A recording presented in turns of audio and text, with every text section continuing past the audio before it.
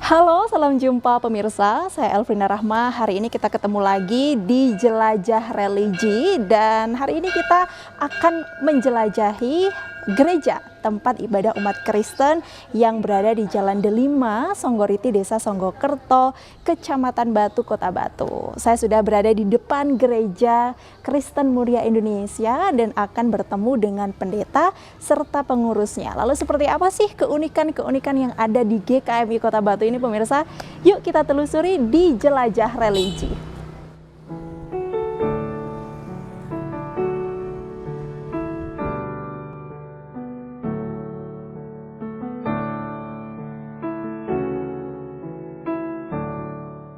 Shalom, semoga pemirsa ATV dalam keadaan sehat dan juga bahagia ya.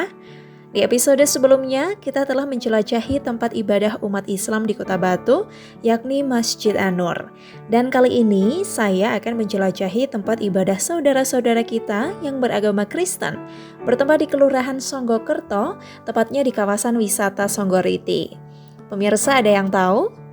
Yap, Gereja Kristen Muria Indonesia atau bisa disebut dengan GKMI Sobat yang berlokasi di Jalan Delima nomor 17 Songgoriti, Kota Wisata Batu.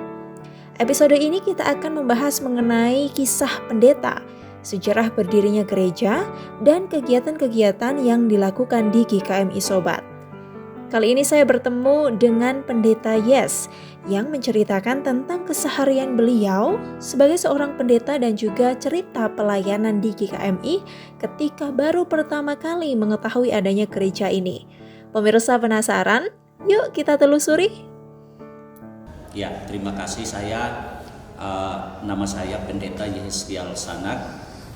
Saya sudah berkeluarga, istri dan juga anak satu, dan kami terpanggil dan kami melayani di Gereja Kristen Muria Indonesia atau disingkat GKMI.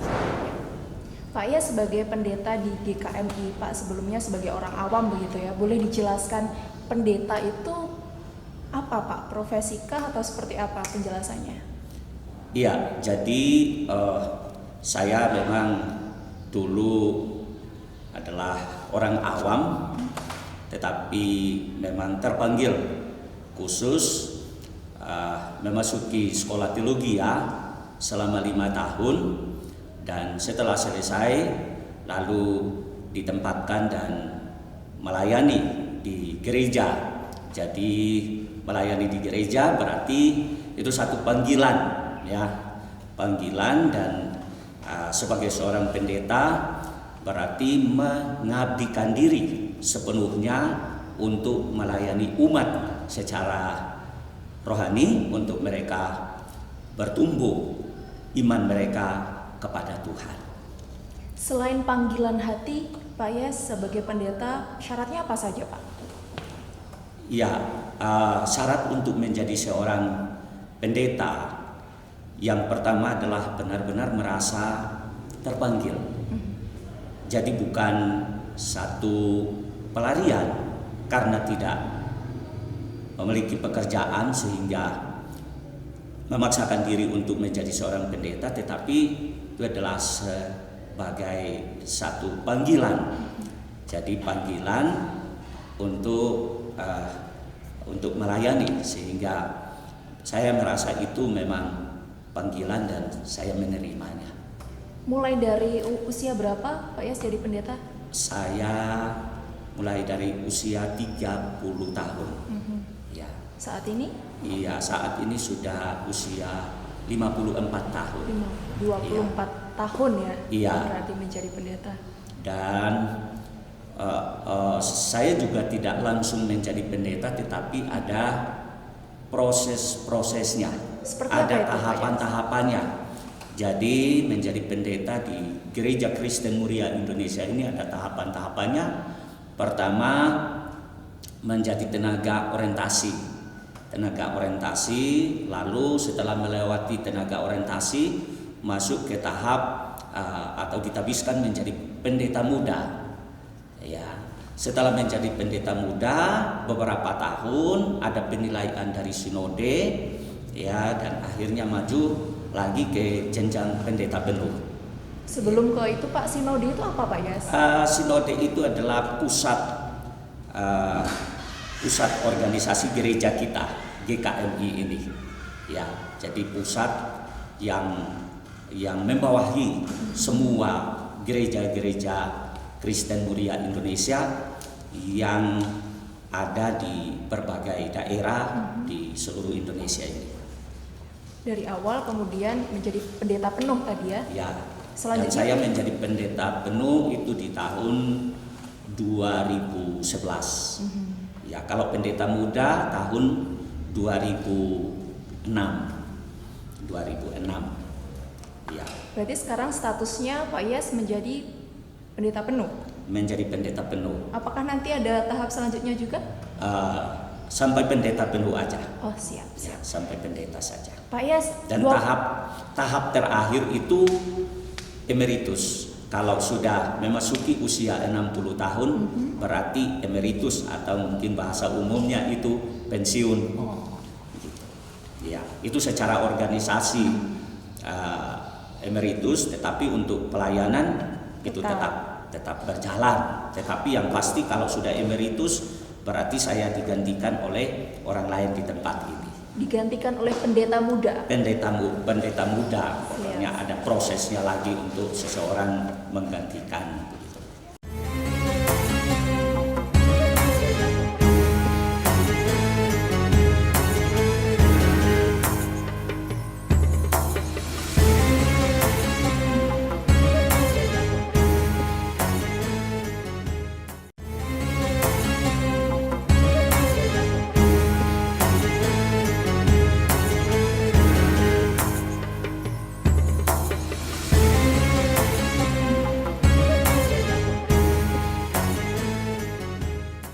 Kita mulai cerita gerejanya ya Pak ya.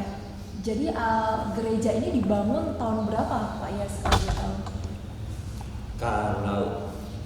Kalau gereja ini memulainya memang dirintis awalnya itu memang dari tahun 1974. Ya, 74 dimulai dalam gedungnya itu masih dalam bentuk rumah. Ya, masih dalam bentuk rumah. Nah, gereja ini memulainya dari situ. Pelayanan di sini memulainya dari situ dalam bentuk rumah. Nah, untuk pembangunannya memang yang mulai kami bangun itu ya mulai dari 2000 akhir 2017 ya, 2018 ya. 2018 baru kita mulai bongkar dan bangun dan seperti itu. Berarti ini gereja yang baru ya Pak ya? Ya, 5 tahunan. Bangunannya yang memang baru, walaupun memang waktu itu tidak dibongkar total tetapi renovasi total lah seperti itu, dan lantai 2 bahkan ada balkonnya juga seperti itu. Pak Yas, boleh diceritakan kenapa kemudian dari awal mulai berdirinya 1972 hingga kemudian renovasi besar-besaran itu di tahun 2018 Pak? Itu kan kemudian menjadi rentang waktu yang sangat panjang. Ada apa di gereja ini? Iya, ya memang karena kondisi jemaat, ya karena kondisi jemaat yang tidak langsung banyak, ya kondisi jemaat yang dari sedikit dan terus mulai bertambah, sehingga memang dari sisi ekonomi juga tahun-tahun yang kita lewati itu kita belum bisa membangun seperti itu.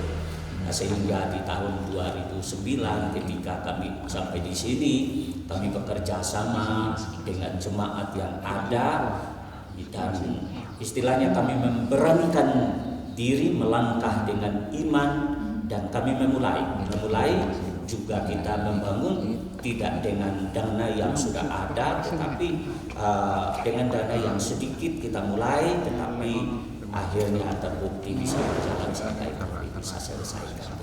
Pak Pendeta, berarti pendanaan ini dari jemaat? Dari jemaat. Yang pertama dari jemaat. Yang kedua, kalau kami punya relasi-relasi juga bisa membantu kami. Tapi yang pasti dari luar negeri tidak.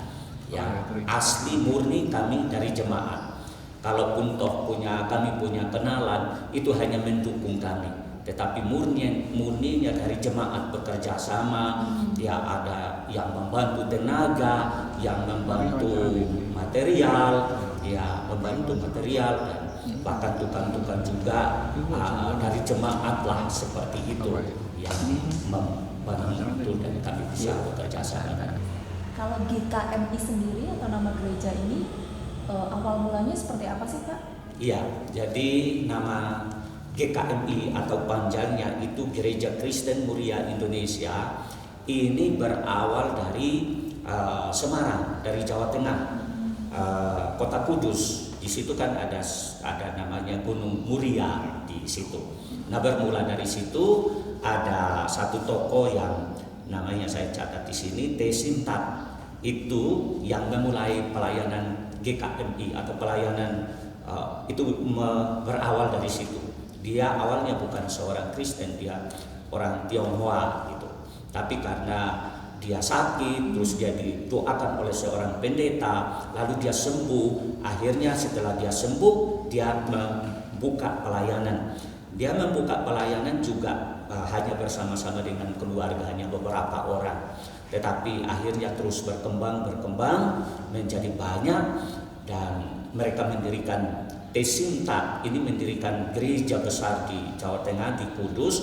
Lalu setelah itu dia memiliki visi besar untuk tidak hanya ada di sekitar Kudus, Muria, tetapi dia ingin supaya gereja ini bisa berkembang keluar, bisa ada di tempat-tempat lain, daerah-daerah lain, sehingga akhirnya sampailah di tempat ini juga. Ya, ada juga GKMI di Kota Batu, di Sogorinti ini. Apakah ada keunikan mungkin Pak atau perbedaan antara GKMI dengan gereja lain, atau rata-rata sama atau seperti apa? Iya, kalau bedanya yang pasti setiap gereja, walaupun memang kita sama-sama orang Kristen, tetapi visinya pasti beda-beda begitu ya.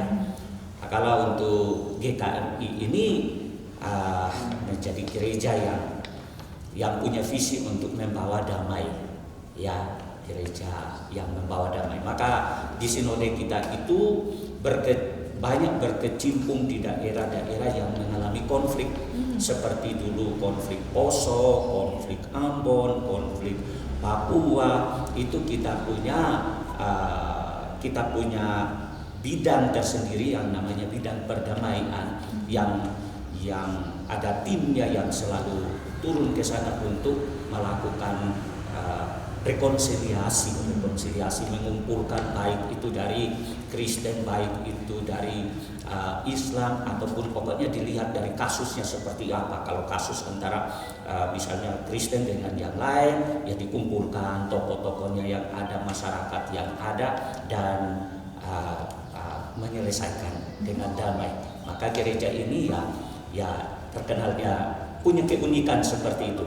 Gereja yang membawa damai, membawa keadilan, membawa kasih kepada banyak orang, seperti itu.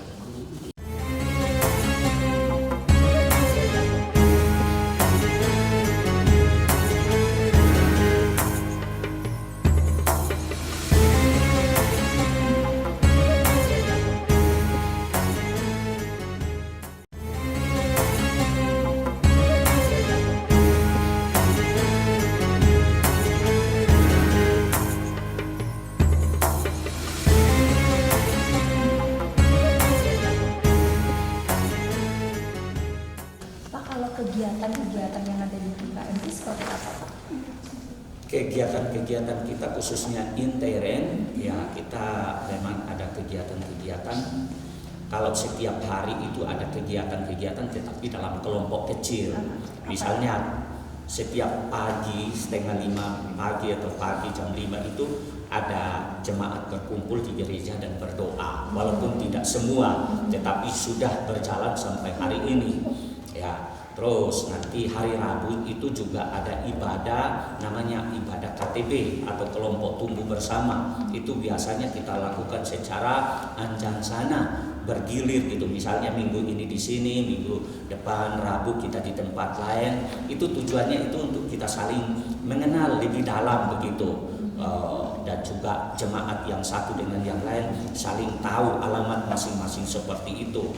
Di situ kita ibadah, saling mendoakan, sama-sama mendengar ceramah atau firman Tuhan yang saya sampaikan begitu ya, atau petugas yang lain seperti itu. Nah, kalau hari Kamis itu ada namanya ibadah komisi perempuan, ibu-ibu ya, mereka ibadah juga kumpulan ibu-ibu. Kalau hari Jumat ya, kalau hari Jumat itu kaum bapak-bapak, tetapi itu masih dilaksanakan dalam sebulan sekali. Kalau hari Sabtu itu ada pemuda remaja. Kalau hari Minggu itu ibadah umum semua, baik itu dari anak-anak sampai kepada orang tua, ibadah raya di gereja seperti itu. Ibadah raya di gereja. Di tempat ini juga ada sekolah minggu. Sekolah minggunya juga hari Minggu. Itu kalau ibadah yang rutin tiap minggu seperti itu. Nah, selain itu juga ada ibadah yang namanya hari-hari raya, hari-hari besar begitu ya. Hari-hari besar Kristiani, misalnya Paskah. Yang misalnya Paskah kan setahun sekali di bulan April. Lalu nanti juga ada Natal bulan Desember seperti itu. Seperti itu. Lalu kan kita juga biasanya misalnya ada 17 Agustus, kita juga kadang kalau melihat kondisinya bisa ya kita ibadah juga ya. Jadi hari raya dan juga kegiatan-kegiatan rutin ya seperti itu. Ini kan kegiatannya full 1 minggu ya Pak. Dengan operasional yang ada di GKMI ini, para pekerjanya berapa Pak? Adakah orang-orang yang kemudian bekerja di gereja ini? Ya, itu ada majelis. Ya, ada majelis yang melayani di gereja ini. Itu ada sekretaris, ketua majelis, terus ada sekretaris 1, sekretaris 2, bendahara 1, bendahara 2, juga ada komisi-komisi ya, misalnya komisi perbendaharaan gereja, terus komisi diakonia. Diakonia ini artinya dia bergerak untuk melayani atau memperhatikan orang-orang yang mungkin ada yang sakit, mungkin ada yang perlu ditolong ya, itu kita care terhadap mereka begitu, seperti itu, melayani mereka ya, seperti itu kegiatan-kegiatan kita ya, seperti itu. Pesan terakhir dari Pak Pendeta untuk jelajah religi. Ya, jadi kehadiran GKMI di sini terus bergerak dan berdampak, baik itu lingkungan maupun bagi para tamu-tamu wisatawan yang datang seperti itu. Ya, itu yang kami lihat, kami rasakan, karena memang kami merasakan kalau tamu-tamu datang pasti, dan bahkan ketika kami membangun ini juga banyak juga dari tamu-tamu yang membantu kami. Mereka datang, mereka lihat gereja sedang bangun. Nah, setelah mereka pulang, malah mereka mengirimkan berkat dan kami membangun itu, kami sangat merasakan. Nah, saya ya kepada gereja-gereja semua, khususnya yang ada di Kota Batu ini ya, saya kira memang kehadiran gereja itu harus membawa damai, harus bergerak, berdampak bagi kota kita, bagi lingkungan di mana kita berada. Gereja ya tidak boleh eksklusif, tidak boleh menutup diri, tetapi harus membuka diri untuk siapa saja, gereja itu harus seperti itu. Jadi ya pesan saya kepada pemirsa, terlebih kepada gereja-gereja Tuhan yang ada di Kota Batu ini, karena Kota Batu ini merupakan kota wisata, maka gereja ya harus menyiapkan diri untuk kita menyambut para wisatawan yang berkunjung ke kota kita ini. Mereka datang bukan hanya menikmati udara ini, tetapi mereka juga datang malah melihat gereja, kehadiran gereja membawa mereka untuk iman mereka juga makin kuat, makin kokoh seperti itu. Ya. Terima kasih banyak Pak Yes, Pak Pendeta sudah menyempatkan waktunya untuk tim Jelajah Religi. Ya, saya juga terima kasih. Ya, Tuhan memberkati. Saya Elvina Rahma mengucapkan terima kasih atas kebersamaan Anda. Kita bertemu lagi di Jelajah Religi selanjutnya. Salam.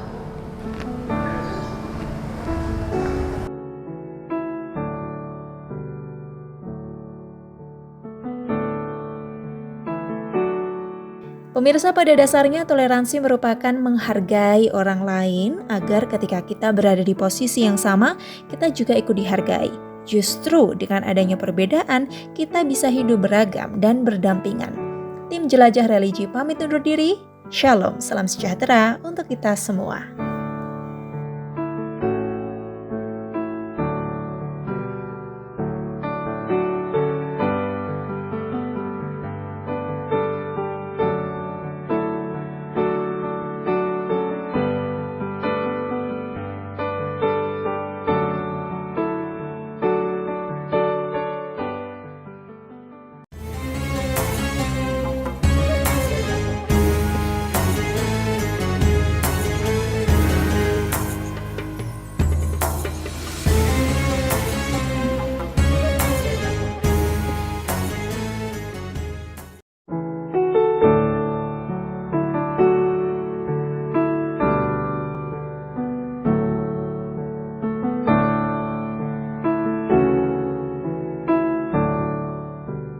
Shalom, semoga pemirsa ATV dalam keadaan sehat dan juga bahagia ya.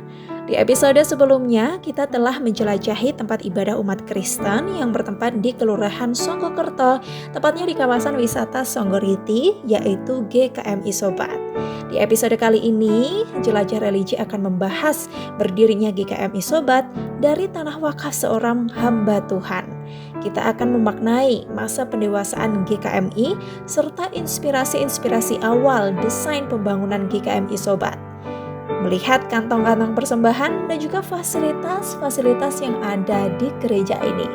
Pemirsa, kita simak selengkapnya di Jelajah Religi berikut ini.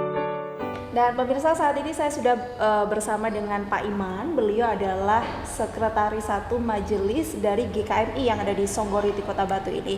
Pak Iman, tadi kan saya sudah ngobrol sama Pak Pendeta sama Pak Yes, mengatakan bahwa Pak Iman ini adalah seseorang yang kemudian mendesain begitu ya, waktu renovasi atau pembangunan dari GKMI ini. Betul Pak Iman seperti itu? Iya, betul.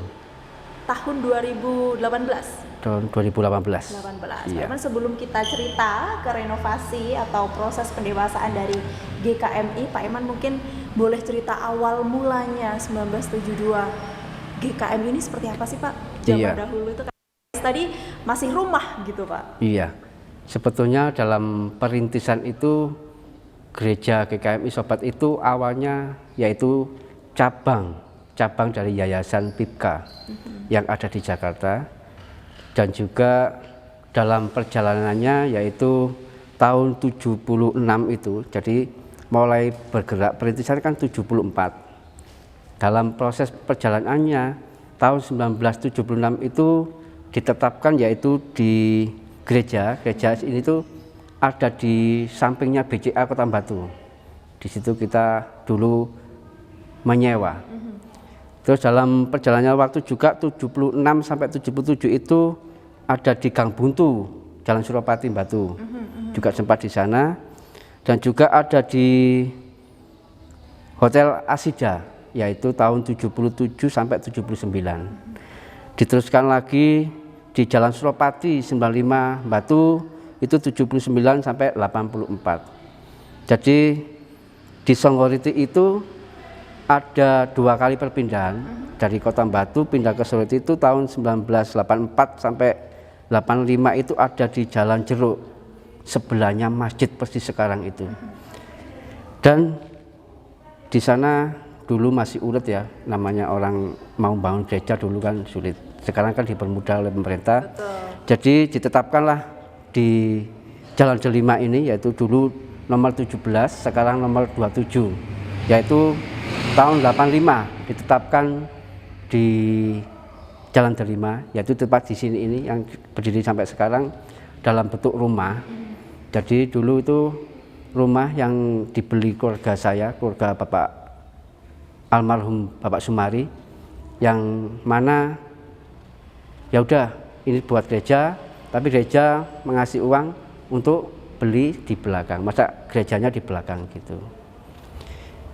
Dengan berjalannya waktu tahun 2018 saya sebagai panitia pembangunan ada rencana yaitu ini tempat wisata ya, kalau hari Minggu ramai, tidak ada parkiran, jadi kita sebagai panitia itu memikirkan untuk parkirnya di mana ya, otomatis gereja di lantai 2 bawah dibuat parkir, yaitu dengan dana yang seadanya.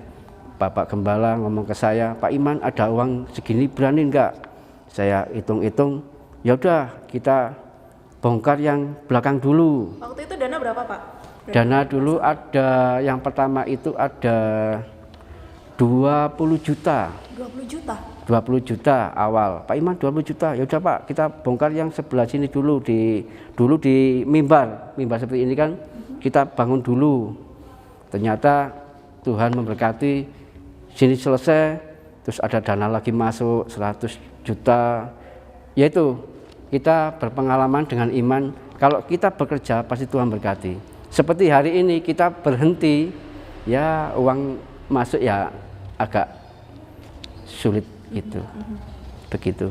Jadi Tuhan memberikan jalan di mana manusia itu berusaha begitu. Iya, ya, Iman ya. Begitu.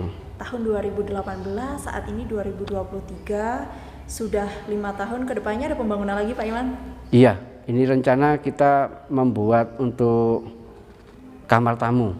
Ya, kamar tamu di lantai 3 di Pastori, karena selama ini kita kalau ada tamu pasti sulit untuk ya walaupun jemaat punya villa, tapi kita berusaha untuk punya kamar tamu sendiri. Tapi dulu waktu 1985 ya Pak ya, waktu awal rumah begitu dari keluarga Pak Iman kepada gereja begitu, awal mulanya juga tanahnya sebesar ini Pak? Sebesar ini sama, begitu. Rumah kemudian dibangun menjadi 2 lantai di tahun 2018. Iya. Menjadi 2 lantai. Inspirasi Pak Iman, karena kemudian Pak Yas tadi bilang Pak Iman adalah yang desain gitu ya. Dari mana waktu itu Pak Iman? Ya, karena saya orang awam ya, bukan insinyur, saya cuma orang sipil. Jadi keseharian Pak Iman apa latar belakang? Saya latar belakang juga orang tua tukang bangunan. Saya sebagai tukang bengkel ya, saya juga terinspirasi ini ya berjalan aja gitu. Studi banding kemana dulu gitu Pak Iman? Enggak ada. Cuma ya berpikirnya itu sama jalan, enaknya gimana mencukupkan gitu. Dana itu iya, tadi karena enggak langsung gambar jadi, karena kita sama jalan mencukupkan dengan dananya begitu.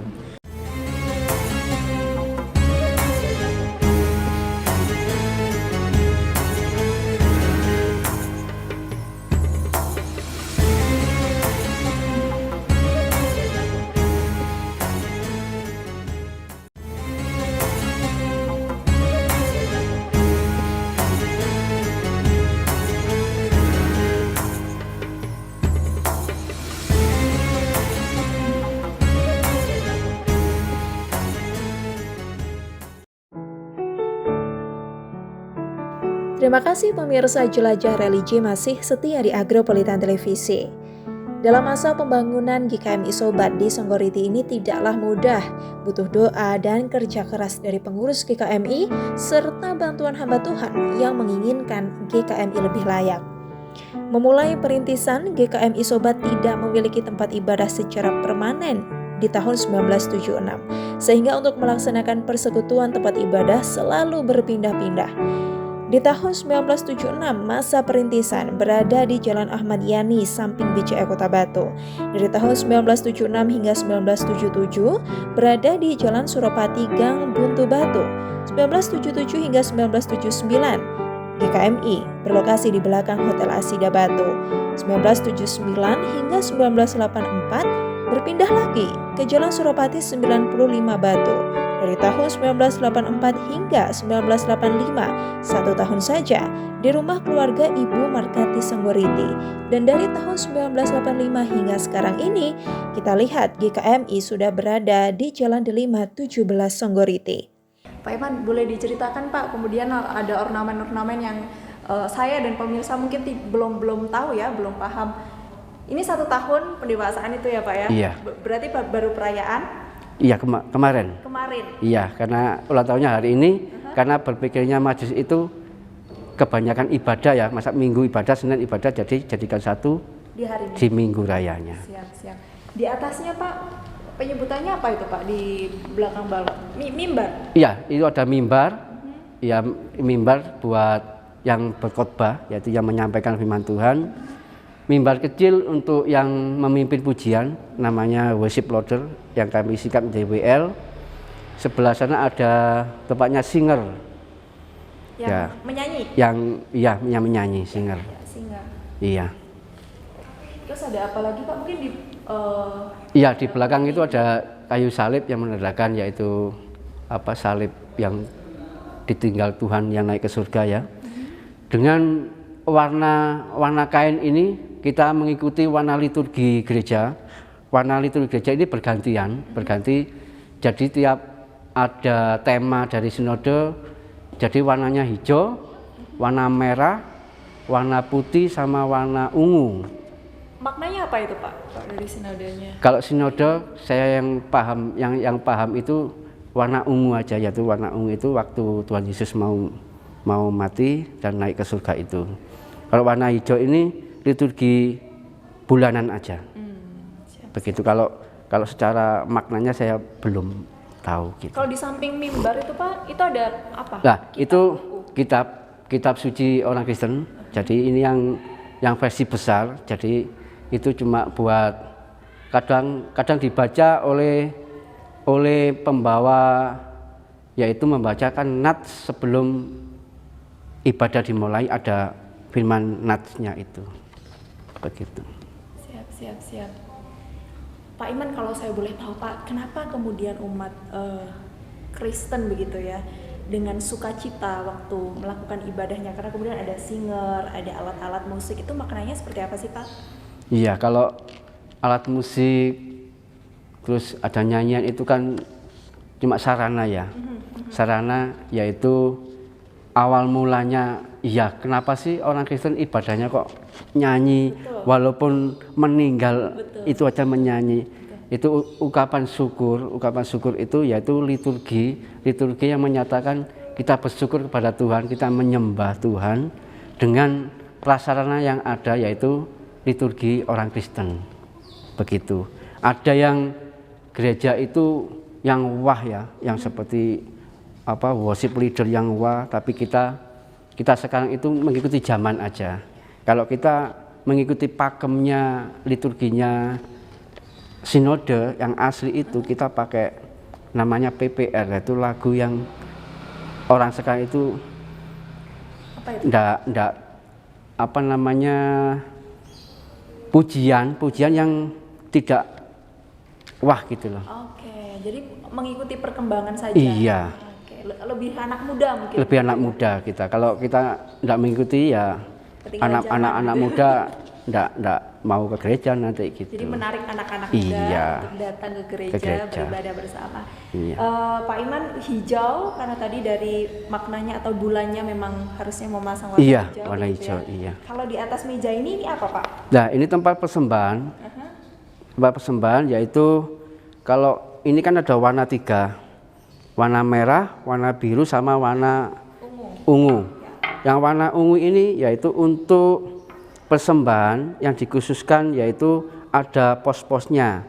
Minggu pertama buat pembangunan, minggu kedua untuk misi, minggu ketiga untuk diakonia, seperti itu. Ada juga minggu keempat untuk inventaris.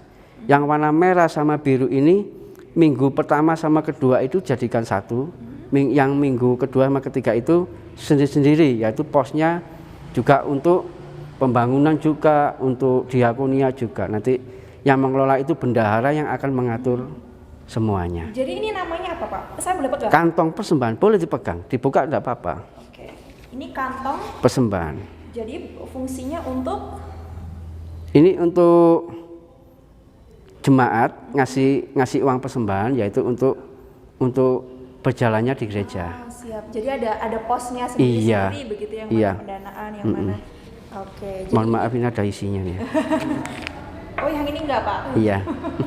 Jadi ini di apa Pak? Diberikan kepada jemaat Iya. setelah Ada waktu di tengah-tengah nanti itu ada liturginya, waktu kita persembahan, ada petugasnya 3, maju ke depan kita berdoa bersama-sama, baru jalan. Begitu. Siap. Dan nanti dikelola oleh bendahara. Oleh bendahara. Pak, kalau gereja itu khas dengan jendela-jendela yang besar begitu ya, cahaya masuk ke dalam atau seperti apa? Kalau Pak Iman Enggak. waktu itu Kalau- mengangan-angan. Kalau angan-angan saya ini jendela waktu itu kan belum selesai, Pak Punjul itu jalan-jalan. Loh, masa ada gereja jendelanya kok kecil. waktu itu bukan kecil seperti ini tapi masih belum ditutup. Lah akhirnya Pak Pendeta tadi ngomong pemerintah kan ngasih untuk jendela. Kalau posisi besar kecilnya itu tergantung orangnya yang membangun. Siap. Iya, karena kita terinspirasi zaman dulu yang beca besar ya karena Jadi pakai jendela besar. iya begitu. Kalau besar ventilasinya juga lebih enak ya Pak ya. Iya, kalau ini kan jendela besar tapi ventilasinya kecil, Mbak. Yang bisa dibuka cuma kecil. Oh yang bawah aja. Iya, Oke. Kalau di atas itu apa Pak? itu balkon. Balkon itu kalau di bawah kurang nanti bisa di atas, begitu. Kalau gereja memang khasnya kursinya seperti ini ya Pak? Iya, dari dulu kursinya kursi kayu, begitu. Setiap minggunya 100 jamaat tadi. Setiap Pak? minggunya kalau sekarang itu 70-60. Kalau jemaatnya 100 lebih kan, kali kehadirannya kan tidak semua hadir. Pak Iman, kalau mayoritas masyarakat di sekitar GKMI ini beragama apa Pak? Beragama Muslim. Muslim. Iya. Jadi kehadiran GKMI ini memberikan warna sekaligus kalau saya boleh bilang kaum minoritas begitu ya. Iya. Pak? Sebagai kaum minoritas di tengah-tengah kaum mayoritas begitu. Pak Iman seperti apa Pak? Ya kita bersyukur ya karena kita minoritas tapi diterima di tengah-tengah. Semua keliling ini orang Muslim semua. Kalau orang Kristennya agak ke sana gitu. Agak jauhan Iya. ya. Iya, dalam posisi gereja ini kita bersyukur diterima dengan baik. Kita bangun aja ini, bongkar, pasang, ngecor itu dibantu mereka semua. Jamaah tahlil bantu, tenaga walaupun juga dana bantu juga. Kenapa Pak Yes tadi ngomong toleransi, kampung toleransi. Kampung toleransi dinyatakan komunitas itu di RT 3 sini. Ini kan masuk RT 3. Gang Delima sama Macan itu. Karena ada langgar juga di situ. Cuma 2 rumah ini kan berdekatan.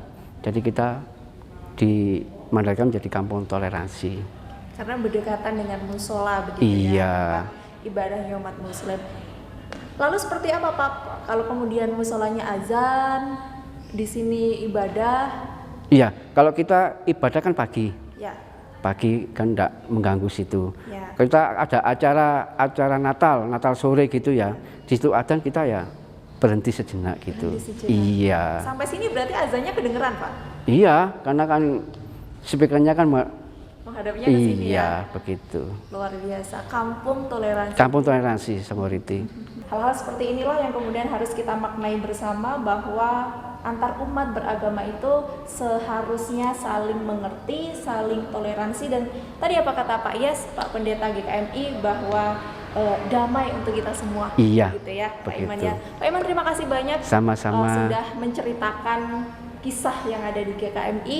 Setelah di lantai 2 kita boleh ke bangunan yang lain Pak. Ada Iya. apa aja? Ada sekolah minggu dan juga pastori, tempat tinggal Pak Pendeta juga ada. Siap-siap. Dan Boleh juga ke sana? iya boleh nanti bisa yang mau dibangun kamarnya tamu juga bisa dilihat nanti. Kita lihat perkembangannya GKMI Iya. saat ini.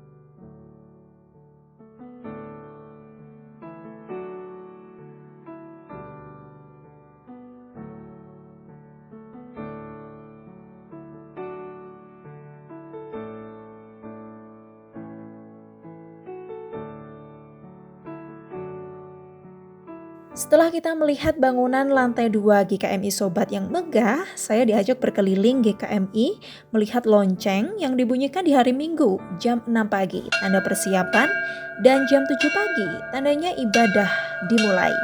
Melihat area parkir dan juga ruang sekolah GKMI Sobat. Pemirsa, yuk kita telusuri. Iya, Ini gedung apa ini Pak? Saya Ini- boleh masuk ya Pak? iya monggo. Ini ruang sekolah minggu. Jadi di tempat ini nanti kalau hari Minggu kita akan ibadah di sana untuk umum, untuk orang dewasa. Hari Minggu kita anak sekolah Minggu ibadah di sini. Ada guru sekolah Minggu sendiri. Untuk anak-anak? Anak-anak. Oh, jadi orang tua atau orang tuanya di lantai 2, Iya. anak-anaknya Di sini. di sini. Iya.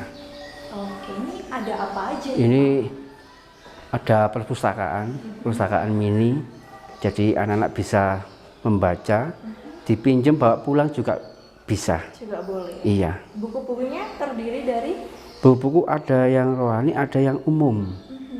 Ini enggak nggak rohani, khusus rohani aja iya, ya ada Pak? yang umum. Buku-bukunya dari sumbangan dari jemaat atau seperti Ini apa sumbangan dari donatur dulu ini. Gitu. Pak? Rame ya Pak anak-anak yang kemudian pinjem buku? Ya ada sih, ada Ada. aja. Iya, Kalau enggak. anak-anak yang setiap kesini hari Minggu, Hari Minggu. kurang lebih berapa? Mungkin ada 20 sampai 25. 22? Iya. Sekitaran GKMI?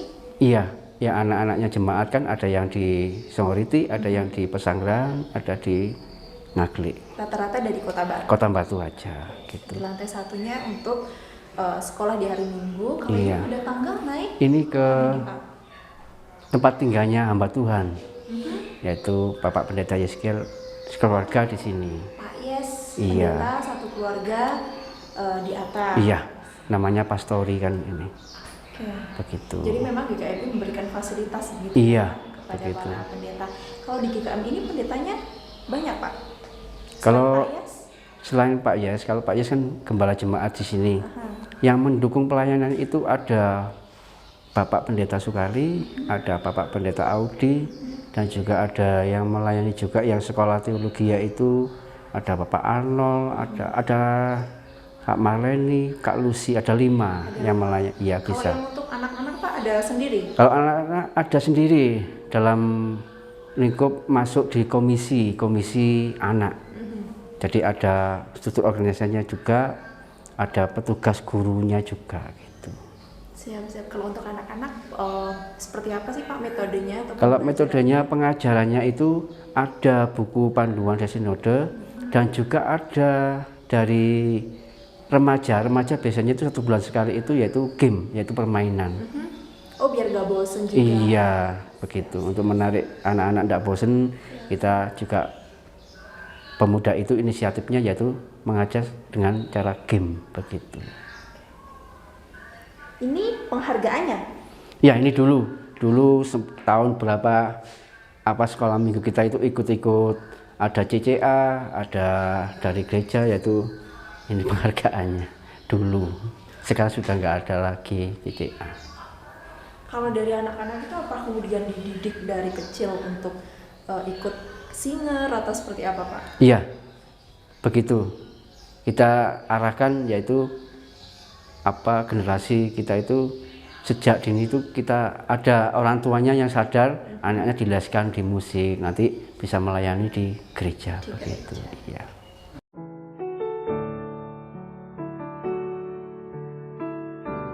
Pemirsa, pada dasarnya toleransi merupakan menghargai orang lain agar ketika kita berada di posisi yang sama, kita juga ikut dihargai. Justru dengan adanya perbedaan, kita bisa hidup beragam dan berdampingan. Tim Jelajah Religi pamit undur diri. Shalom, salam sejahtera untuk kita semua. Pemirsa, setelah saya menjelajahi Gereja Kristen Muria Indonesia yang berada di Jalan Delima, Songgoriti, Songgokerto, Kota Batu ini memberikan saya pelajaran yang begitu luar biasa dari ngobrol saya dengan Pak Yes Pendeta dan juga Pak Iman, bahwa kehadiran dari GKMI ini menjadi saksi toleransi dan perdamaian itu nyata dan ada di Kota Batu. Saya Elvina Rahma mengucapkan terima kasih atas kebersamaan Anda. Kita bertemu lagi di Jelajah Religi selanjutnya. Salam.